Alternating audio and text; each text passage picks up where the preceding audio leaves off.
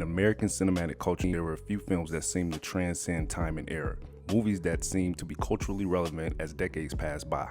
One of those transcendent classics is the iconic film The Wiz, released in 1978. The film, which is a rendition of the original 1939 film The Wizard of Oz, was tasked giving the iconic storyline a fresh face. But how would movie execs excite the audience once again with a story they've seen and an ending they know all too well?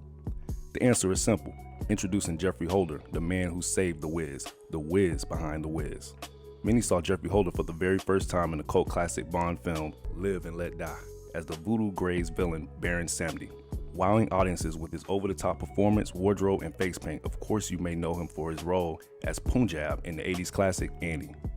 He would also have a smaller role in the Hollywood blockbuster Boomerang, starring Eddie Murphy, where Geoffrey plays Nelson, the overly perverted marketing assistant. He would have some very noteworthy cameos in the cult classic film. Now, besides acting, Geoffrey was a very skilled choreographer and costume designer, and The Wizard of Oz was up for a Broadway remake in 1975, and they were looking for fresh ideas to give it more of a modern look. Now, Geoffrey Holder was the original director of the musical, but inside turmoil would cause him to withdraw from the production and only assist with custom design. Execs at 20th Century Fox had mixed feelings about Holder and his qualifications. The pre-Broadway shows would turn out to be a disaster, so they reached out to Geoffrey in the 11th hour to see if he could rescue the sinking ship. Holder recalls returning to the show in a 1975 New York Times article titled, "The Wiz Who Rescued the Wiz."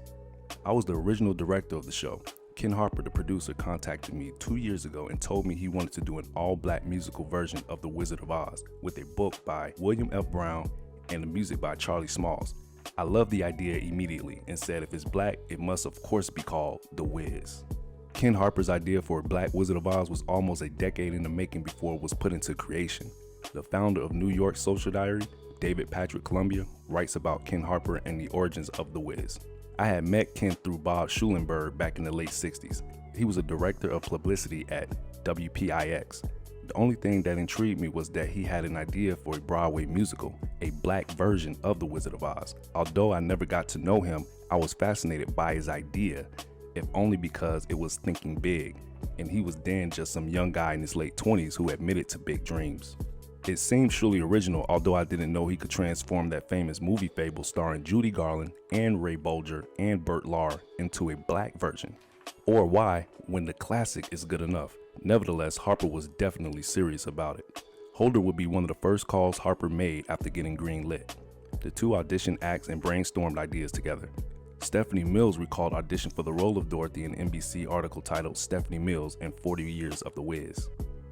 The last time I auditioned for The Wiz, I went to Geoffrey Holder's house, and it was myself, Ken Harper, and my mom, and that's when they told me I finally got the role as Dorothy.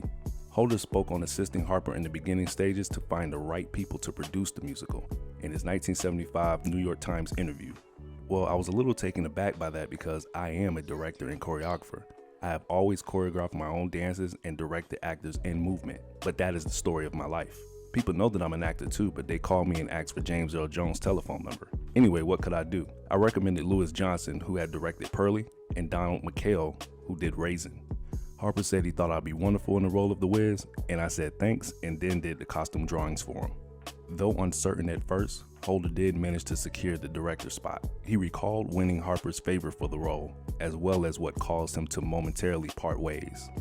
Well, I saw the whole thing from beginning to end just the way it should be. The Tornado Ballet that carries Dorothy away, the Yellow Brick Road, Munchkin Land, the Cowardly Lion, the Tin Man, the Scarecrow, the Wicked Witch, the Emerald City. I saw the whole thing, just how everyone should act and move, and I put it all into 40 drawings in about 2 hours. Then I asked Harper to come over, and when he saw those drawings, he freaked out. At that point, he not only wanted to use my costumes, but to have me direct, choreograph, and play the character of the Wiz as well. He took the drawings with him when he went to Hollywood to talk to 20th Century Fox about putting up the money for the show. Well, he came back with $750,000 in his pocket, but when it came to my signing the contract, it was a different story. The powers that be had gotten to him, and he said he wanted to put in Gilbert Moses as co-director with me. I didn't want that because it would look as though I had bitten off more than I can chew. I knew that wasn't so. I would be the first one to scream for help if I felt I couldn't handle it, but I knew what I was about. My costume drawings determined the choreography, and the choreography was the show. I guess they thought I was just being temperamental or egotistical, so I felt there was nothing for me to do but withdraw from the show except for the costumes. Gil Moses became the director, and he hired his own choreographer, George Faison. The pre-Broadway shows turned out to be a disaster. Audiences weren't impressed, many were still too partial to the original cast. The issue boiled down to lack of creative direction and lack of diversity within the audience. Realizing the issue, Ken Harper parted ways with the director, George Faison, and returned to the 20th Century Fox to request a larger marketing budget. Fox investors agreed and put up an additional $100,000 for advertising and publicity, with which they used to focus on predominantly black communities and neighborhoods. The studio reached out to several directors, but none of them would come aboard the already sinking ship. So the studio made a last-minute attempt to get Holder back on as the director of the musical. Holder recalls the studio reaching out to get him back. They started calling other directors, Harold Prince, Don McHale, and Patricia Birch, but they all turned it down. Then they called me and I said, with pleasure. He started off by restoring the Tornado Ballet, which the previous director had cut out. It was the showstopper for the first act. He changed the wardrobe for Dorothy out of the pants into a fluffy white dress and replaced the Scarecrow with one of the chorus line performers due to the original Scarecrow falling ill.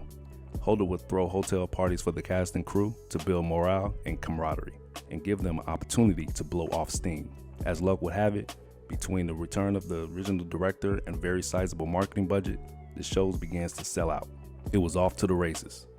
Holder's take on the cult classic was a Broadway hit and ran for 1,600 performances over 4 years. The Wiz would go on to gain critical acclaim, and Geoffrey would go on to make an iconic feat for his efforts with the Broadway remake. In 1975, Holder became the first black man to be nominated for Best Director and Best Costume Design at the Tony Awards. He won in both categories, and the Broadway musical would stack up a whopping 7 Tonys. The musical would go on to become the blockbuster classic, The Wiz. It would go on to star Diana Ross as Dorothy, alongside Michael Jackson, Richard Pryor, and a list of other powerhouse performers. Despite being a cult classic, the movie underperformed at the box office numbers domestically, perhaps due to Holder's lack of involvement with the actual film.